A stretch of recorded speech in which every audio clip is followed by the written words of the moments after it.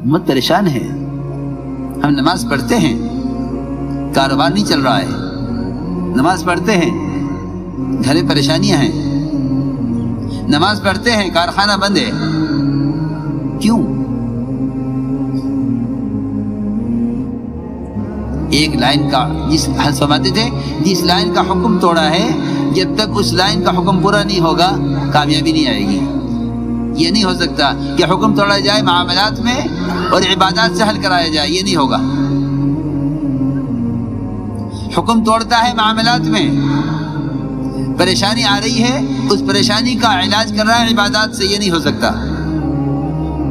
جس لائن کا حکم توڑا ہے اس لائن کا حکم ٹھیک کر لو. اس لیے ہم نے عرض کیا کہ اللہ کے احکام تمام شعبوں میں پھیلے ہوئے ہیں. یہ جزوی دین پر چل کر پریشان ہے، اور ایسا اللہ حفاظت فرمائے ایسے حالات پیش آ جاتے ہیں کہ دین کو بالکل ہی چھوڑ دیتا ہے، یہ کہہ کر کہ میں تو دین پر چلنے کے باوجود پریشان ہوں. ایک پریشانی آتی ہے دین کو چھوڑنے سے، ایک پریشانی آتی ہے جزوی دین سے. اللہ تعالی کی طرف سے کامیابی کا وعدہ کمال دین پر ہے، اللہ کی طرف سے کامیابی کا وعدہ پورے دین پر ہے، اللہ کی طرف سے کامیابی کا وعدہ پورے دین پر ہے. اب امت کے حالات سمجھتے تھے. نماز پڑھ کر نکل رہا تھا مسجد سے، گرفتار کر لیا گیا. عام طور سے آپ دیکھیں گے کہ لوگ یہ کہتے ہیں کہ اتنے مسلمان بالکل بے گناہ گرفتار ہیں. کوئی گناہ نہیں ہے، کوئی گناہ نہیں ہے. اتنے مسلمان بے گناہ گرفتار ہیں. فلاں نماز پڑھ کر نکل رہا تھا مسجد سے، اسے گرفتار کر لیا. میری بات توجہ سننا. بول،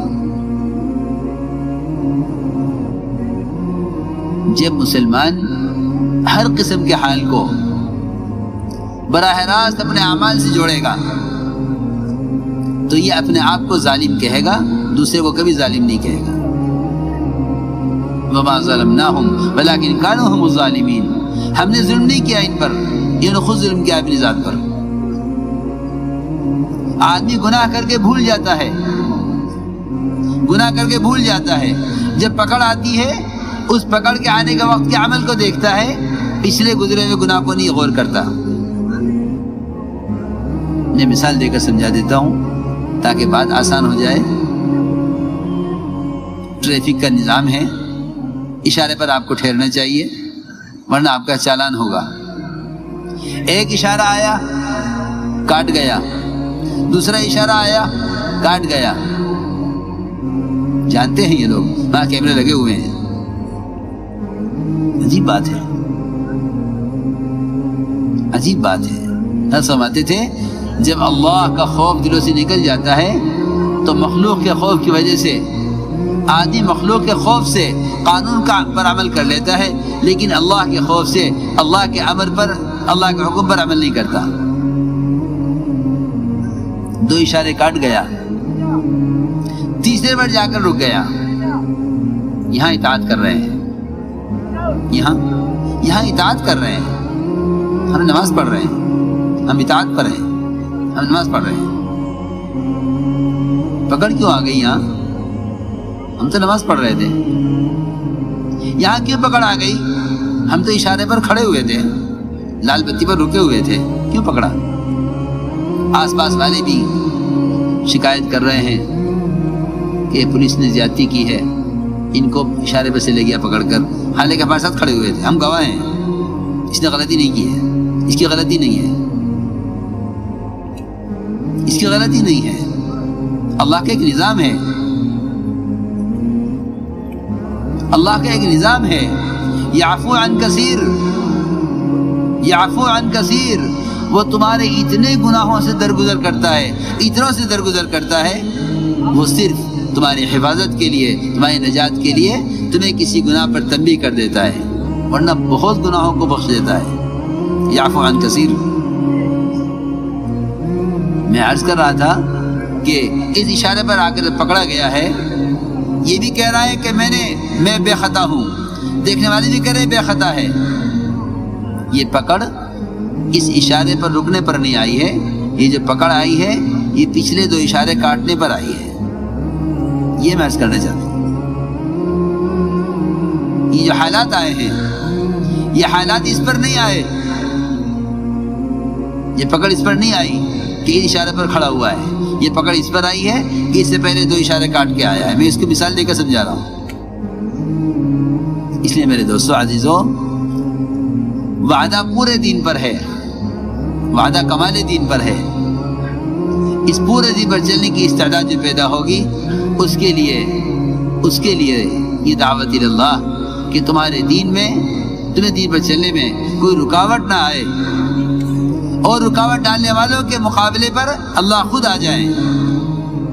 پکی بات ہے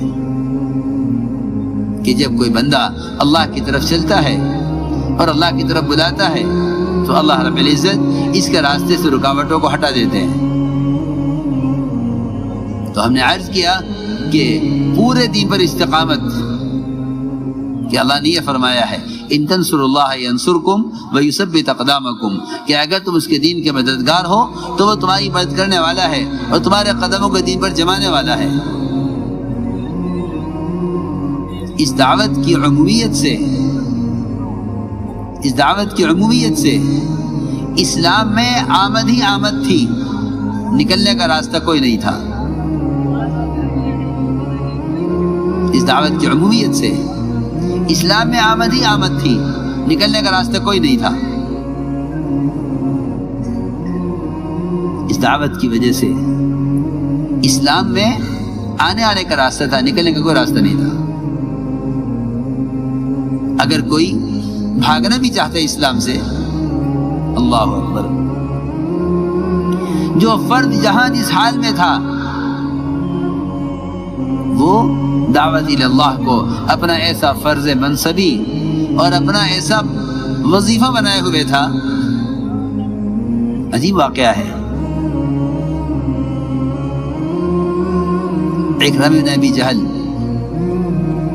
ابو جہل کا بیٹا، سب سے زیادہ ستانے والے ابو جہل، سب سے زیادہ ستانے والے کا بیٹا اکرمہ اسلام سے بھاگے فتح مکہ کے موقع پر، اسلام سے بھاگے، اور یہاں رہ گیا تو یہ جان جائے گی، یہ اسلام قبول کرنا پڑے گا، چلو یہاں سے بھاگے، یہاں سے بھاگے، کشتی میں سوار ہوئے یمن جانے کے لیے۔ اللہ کی شان، وہاں ہر فرد اس کوشش میں ہے، ہر فرد اس کوشش میں ہے کہ اس کی آخرت بن جائے، اس کی آخرت بن جائے۔ دعوت کی عمومیت نے صحابہ کو کسی بھی موقع پر کوئی کہیں بھی دعوت اللہ کے بغیر نہیں ہوتا تھا۔ میدان قتال میں جہاں لوگ یہ کہتے ہیں کہ اب دعوت دینے کا وقت ختم ہو گیا، دعوت پہنچ چکی ہے، دعوت ہو گئی، پھر جزیہ ہو گیا، وہ نہیں مانے تو قتال آ گیا ہے۔ اس میدان قتال میں بھی صحابہ کرام اس کوشش میں ہوتے تھے کسی طرح یہ اسلام میں داخل ہو جائے، کسی طرح ہدایت پر آ جائے، کام ہی یہی ہے۔ حضرت خالد رضی اللہ تعالیٰ عنہ جرجہ کو میدان قتال میں دعوت دے رہے، اللہ کو دکھا رہے، اے اللہ یہ ہمارے خون کے پیاسے ہیں مگر ہم ان کی ہدایت کے پیاسے ہیں۔ یہ ہے اصل بات، یہ ہمارے خون کے پیاسے ہیں مگر ہم ان کی ہدایت کے پیاسے ہیں۔ جرجہ اور خالد نے میدان قتال میں دعوت دی ہے۔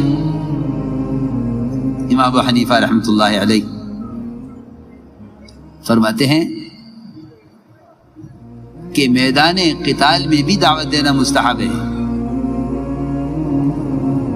میدان قتال میں دعوت دینا مستحب ہے، جبکہ دعوت اس کے دین میں دینا واجب ہے وہ دعوت پہنچ چکی ہے، تب بھی میدان قتال میں دعوت دینا مستحب ہے۔ حضرت خالد کی دعوت پر ساری روم کی فوج کے سپہ سالار جرجا نے اسلام قبول کیا ہے۔ صحابہ کی دعوت کے قصے ہمارے درمیان سے نکل چکے ہیں۔ کیا میں کروں آپ سے؟ دنیا جہان کے نیٹ، دنیا جہان کے آلات اور مشینیں اس پر علم کو ڈال کے سمجھتے ہیں کہ دعوت دے دی۔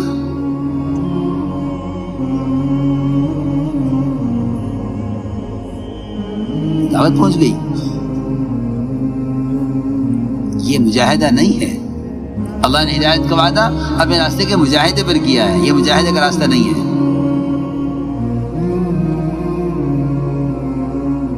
چنانچہ حضرت اکرمہ بھاگے اسلام سے اور یمن کی طرف، یمن کا ارادہ کیا، یمن بھاگے۔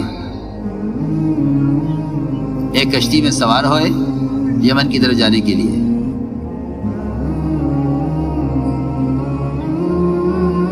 اللہ کی شان، اللہ تعالی ہدایت دینے پر آتے ہیں تو ایسے حالات پیدا کر دیتے ہیں کہ ان کے لیے بھاگنے کا کوئی راستہ نہیں ہوتا۔ کشتی میں طوفان آ گیا اور کشتی ڈوبنے لگی۔ حضرت اکرمہ نے پوچھا کشتی والے سے کہ میری نجات کے لیے بھی کوئی راستہ ہے؟ میں نجات کا بھی کوئی راستہ ہے کہ مجھے نجات ہو جائے؟ کشتی والے نے کہا ایک ہی راستہ نجات کا ہے، ایک ہی راستہ نجات کا ہے۔ وہ کیا ہے بتاؤ؟ میں ڈوب رہا ہوں، تیرنا نہیں آتا، طوفان آ گیا، کشتی پلٹ رہی ہے۔ اس نے کہا، کشتی والے نے، لا الہ الا اللہ کہہ لو بچ جاؤ گے۔ کشتی والے نے کہا یہ نہیں کہ تمہیں تیرنا نہیں آتا تو میں کیا کروں؟ کوئی تدبیر نہیں بتائی بچنے کی۔ بچنے کا ایک ہی راستہ، یہی کلمہ نجات ہے، یہی کلمہ نجات ہے۔ آپ نے فرمایا یہی وہ کلمہ نجات ہے جس کو دے کر میں بھیجا گیا ہوں، اور میں ارتجا پر پیش کیا تھا، انہوں نے اس کو قبول نہیں کیا، یہی کلمہ نجات ہے۔ کشتی والے نے کہا نجات کا کوئی راستہ نہیں ہے سوائے اس کے کہ لا الہ الا اللہ کہہ لو۔ اکرمہ کہنے لگے اگر مجھے لا الہ الا اللہ کہنا ہوتا، مجھے لا الہ الا اللہ کہنا ہوتا تو میں یمن کیوں بھاگتا؟ میں تو یمن بھاگ رہا ہوں لا الہ الا اللہ سے بچنے کے لیے۔ ادھر کشتی والے نے دعوت دی، ادھر ان کی بیوی ام حکیم، انہوں نے ساحل سے کپڑا ہلایا، انہیں بلایا جلدی واپس آؤ، اور یہ کہا کہ میں نے تم سے، حضور اکرم صلی اللہ علیہ وسلم سے تمہارے لیے امان لے لی ہے، تم چلو۔ یہ محمد صلی اللہ علیہ وسلم یہ بہت جوڑ کر چلنے والے ہیں، یہ سب کو لے کر چلنے والے ہیں، یہ بڑا احسان کرنے والے ہیں۔ یہ ڈرے ہوئے تھے، یہ ڈرے ہوئے تھے کہ میرے باپ کا بدلہ مجھ سے لیا جائے گا۔ باپ کا بدلہ بیٹے سے لینا، باپ کا بدلہ بیٹے سے لینا، میں کیا آپ کو بتاؤں، یہ تو جانور بھی نہیں کرتا، جانور بھی نہیں کرتا۔ جا کے بھاگ گیا اس کی ماں، اس کے کیا ہوگا، بڑا پریشان، بڑی دور تک جنگل میں وہ اس بچے کو اپنے منہ میں لے کر اٹھائے پھرتا رہا۔ یعنی میں وہ سالوں میں تھا، مجھے بتلایا کہ میں گاڑی لے کے اس کے پیچھے رہا شیر کے، کہ دیکھو یہ کہاں تک جاتا ہے۔ آخر ایک جگہ وہ ہرن ملا اس کو، اس نے بچہ اس کے حوالے کیا اور چلا گیا۔ یہ مجھے صاحب نے خود سنا، جنہوں نے دیکھا۔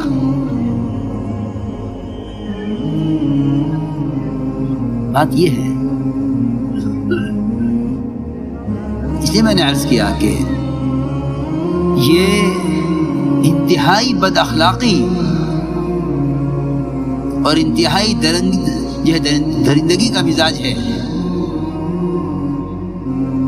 کہ باپ کا بدلہ بیٹے سے لے لو۔